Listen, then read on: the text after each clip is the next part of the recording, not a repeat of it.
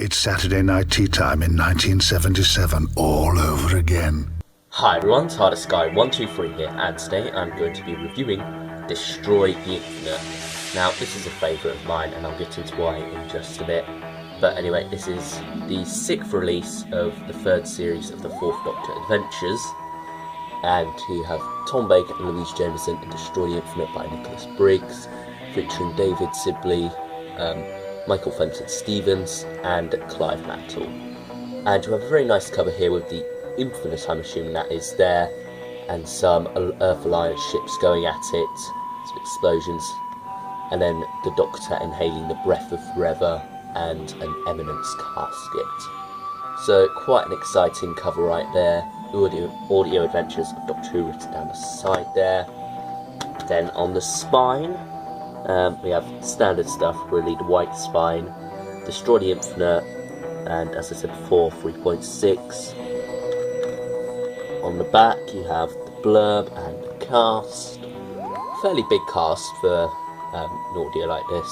They usually tend to be like a bit smaller. But anyway, then Doctor Who, the 50th logo written up there.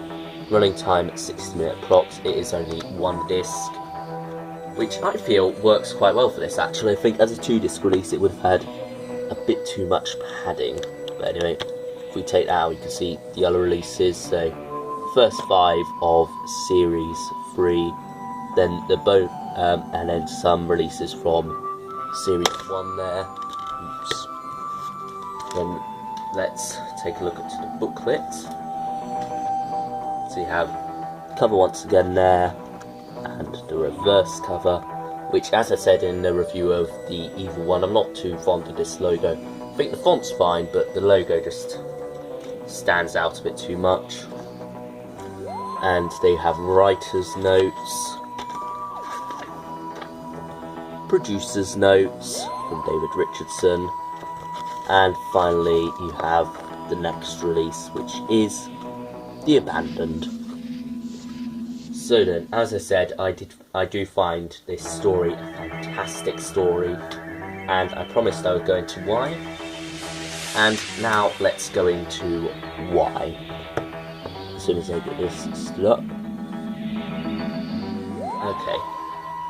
I really do enjoy this story. I think it's action-packed. It's based, well, kind of based off of one of Nicholas Briggs' favourite films, Sink to Bismarck, which is a World War II war story, and you definitely kind of get things like that going through there, such as the cocky World War II pilots and whatnot. And there's very much a sense of scale in this. There truly is. You actually get the idea that if they don't destroy the Infinite, then that's it.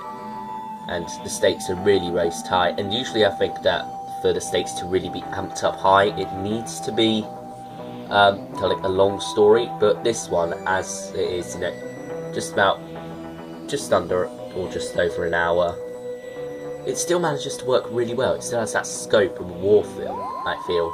And it's amazing how Nicholas Briggs does that. Now, Nicholas Briggs as a writer, I tend to find is either hits it right on the mark or misses the target by quite a way for the most part. But this is one where he absolutely hits the mark, in my opinion. And he really does get this kind of sense of scale.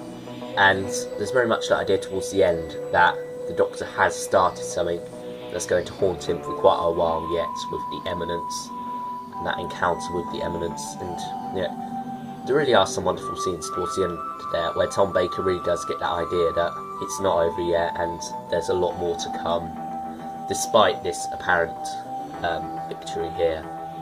And that's very much present all the way through. The Infinite itself is very much built up to be this big menace that really is difficult to destroy, and you get the idea that it is a threat to Earth Alliance, and if it's allowed to take off, then that's it.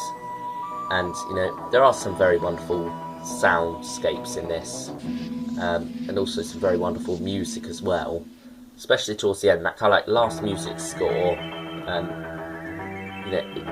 when the TARDIS is taking off, it truly is a wonderful music score there.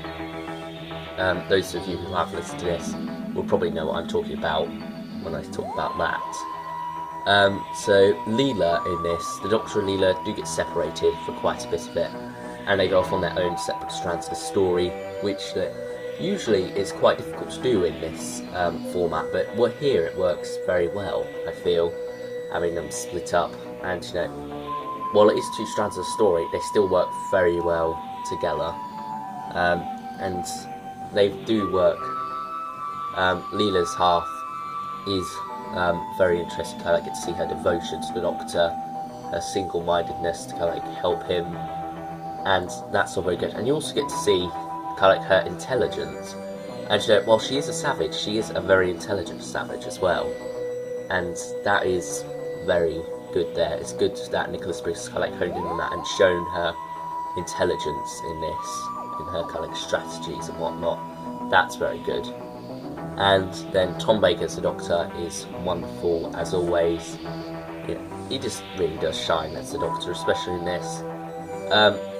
Some of his scenes where I can't say what happens to him, but you don't really get the sense that he put his all into that. You kind of get this idea that he isn't really in his element in those scenes, unfortunately. And while he does do a decent job with them, I just feel that he isn't as menacing as he needs to be. It's hard to talk about it too much without kind of going to deep spoilers in this story.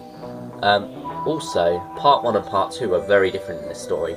Part 1 is kind of centred on the ground and whatnot, and then part 2 is centred in space and what's going on there. And part 1 is very much the more low-key side of the story, and then part 2 is very much the big battle half of the story, and they work together very well, which is surprising actually. Usually when you have such contrasting parts, it tends to get a bit, whoa, what happened there, when you get to the start of part 2, but actually they flow together very nicely, so I do like that quite a lot. So yeah, I think I'm done praising this story for now.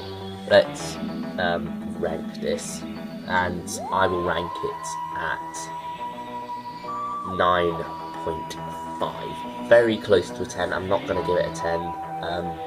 I do feel that it is a bit short. I don't think it should have been 4 parts. I think 4 parts would have been way too much. But maybe just 5 minutes more would have been nice. Yeah, that would have been good. So yeah, Destroy the Infinite, and also that quick bit that I said about Tom Baker's performance. But anyway, as I was saying, Destroy the Infinite, 9.5. Wonderful, wonderful story. If you haven't picked this up, I highly recommend you do. In my opinion, it is the absolute highlight of Series 3. It's that good. And next up, we will be reviewing the final Nicholas Briggs script for Series 3, and that is also the final story of Series 3, Saigon Hunt. And, well, if you want to know what I think of that, then you'll have to wait and see. But anyway, thanks for watching everyone, and I will see you next time with... I can't remember what.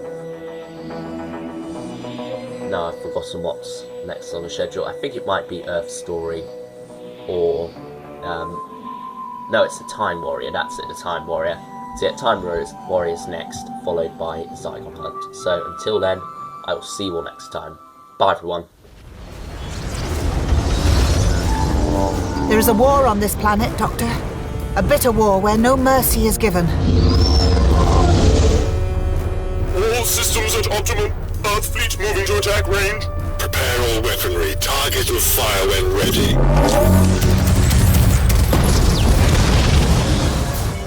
No! Do not come near me. I am a danger to you. Or the Eminence will... Eminence. The Eminence will force me to kill them. What is this Eminence? They say it has no physical form, that it travels as a sort of orange mist in caskets that appear from nowhere. People have started to think of them as gods or demons.